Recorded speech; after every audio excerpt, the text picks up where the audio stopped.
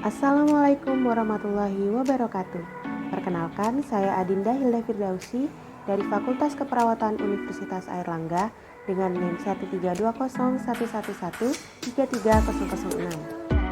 Video ini dibuat dengan tema pendidikan karakter, peran mahasiswa dalam memantapkan sinergitas para pemangku kepentingan dalam pengelolaan vaksin COVID-19 di Indonesia dengan topik Pancasila sebagai dasar pengembangan ilmu dan dengan judul Secercah Cahaya Penyelamat yang Masih Ditakuti.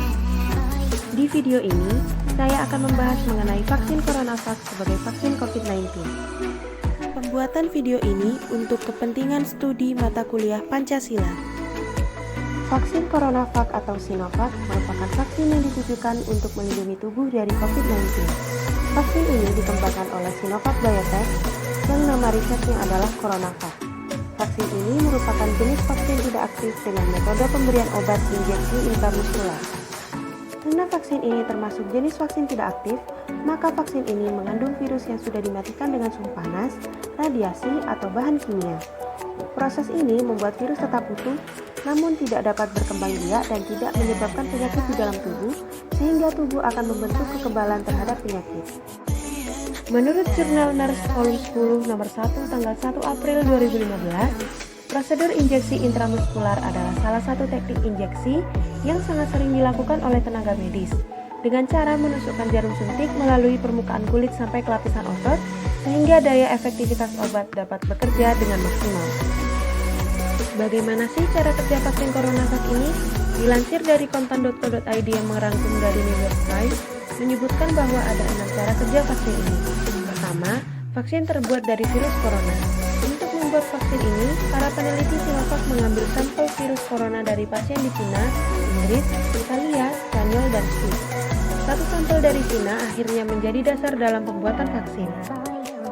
Kedua, menonaktifkan virus corona. Para peneliti menumbuhkan stok besar virus corona di sel ginjal monyet, lalu menonaktifkan virus dengan beta-propiolactone. Akibatnya, virus tidak aktif dan tidak bisa bereplikasi kembali tetapi protein mereka tetap utuh. Kemudian, virus diambil dan dicampurkan dengan sejumlah kecil senyawa berbasis aluminium yang disebut adjuvan untuk merangsang sistem kekebalan untuk meningkatkan responsnya terhadap vaksin. Ketiga, merespon sistem kekebalan tubuh. Ketika vaksin ini disuntikkan ke dalam tubuh, maka akan mendorong respons kekebalan tubuh. Keempat, membuat antibodi. Ketika kekebalan tubuh merespon adanya virus, maka tubuh akan membentuk antibodi yaitu sel B. Kelima, menghentikan virus. Sel B menghasilkan antibodi yang menempel pada virus corona dan mencegah virus memasuki sel. Keenam, mengingat virus. Setelah divaksinasi, sistem kekebalan tubuh memiliki sel khusus yaitu sel B yang akan menyimpan informasi mengenai virus ini. Sehingga jika suatu saat tubuh terkena virus corona, tubuh bisa menghadapinya karena kekebalan tubuh untuk virus ini sudah terbentuk. Vaksin ini sudah disetujui oleh Badan POM dan MUI. Dilansir dari pom.go.id, Kepala Badan POM menyebutkan bahwa hasil evaluasi menunjukkan CoronaVac aman dengan kejadian efek samping yang ditimbulkan bersifat ringan hingga sedang, yaitu efek samping lokal berupa nyeri, iritasi, kemerahan, dan pembengkakan. Selain itu, terdapat efek samping sistemik seperti nyeri otot dan demam. Pada tanggal 13 Januari 2021, Bapak Presiden Joko Widodo disuntik vaksin pertama kali dan disiarkan secara live di televisi maupun live streaming melalui YouTube Sekretariat Presiden. Berikut cuplikan videonya.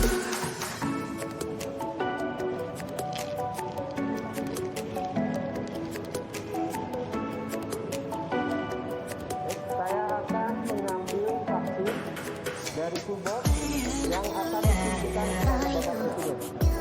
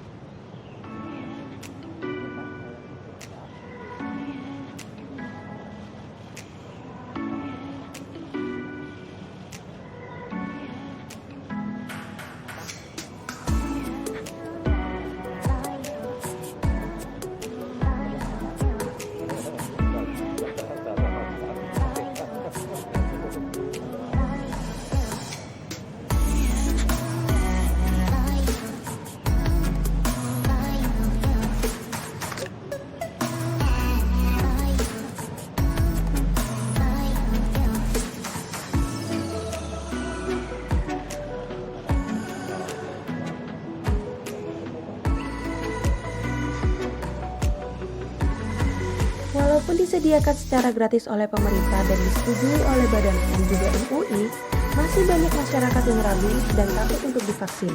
Padahal, vaksinasi merupakan penyelamat manusia dari belenggu pandemi.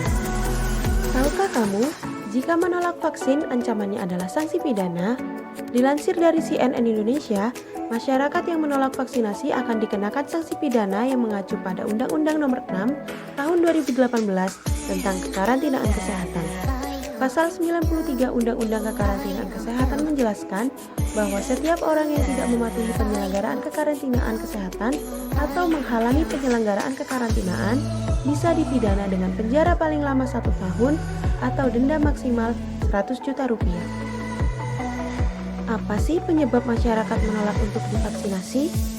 Menurut beberapa survei yang telah dilakukan, di antaranya adalah Center for Digital Society atau CSIS, Survei Indikator Politik Indonesia, dan Survei Center for Strategic and International Studies atau CSIS, dapat disimpulkan beberapa alasan. Pertama, kurangnya edukasi masyarakat.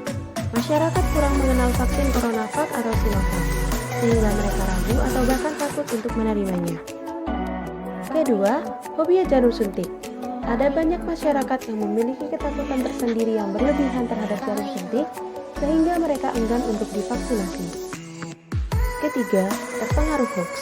Banyak hoax yang beredar mengenai vaksin Sinovac ini, sehingga menggiring masyarakat untuk takut dan enggan untuk divaksinasi. Sebagai mahasiswa, kita harus turut andil dalam pengembangan ilmu dengan berdasarkan Pancasila. Seperti dalam halnya vaksinasi ini, kita harus mendukung adanya upaya pemerintah demi terlaksananya nilai-nilai Pancasila dalam pengembangan ilmu. Nilai kemanusiaan sangat erat kaitannya dengan isu vaksinasi ini. Vaksinasi dibuat memang untuk kemanusiaan dan kesejahteraan serta keselamatan manusia. Untuk menyadarkan masyarakat mengenai pentingnya vaksinasi ini, bisa dilakukan dengan memberi informasi seputar vaksin Sinovac. Bisa dimulai dari orang-orang terdekat, seperti keluarga dan teman. Bisa juga diposting di sosial media dengan menyertakan sumber yang valid. Mari dukung vaksinasi COVID-19 demi kesehatan dan keselamatan umat manusia. Sekian yang dapat saya sampaikan, lebih kurangnya saya mohon maaf. Terima kasih sudah menonton video ini sampai selesai. Wassalamualaikum warahmatullahi wabarakatuh.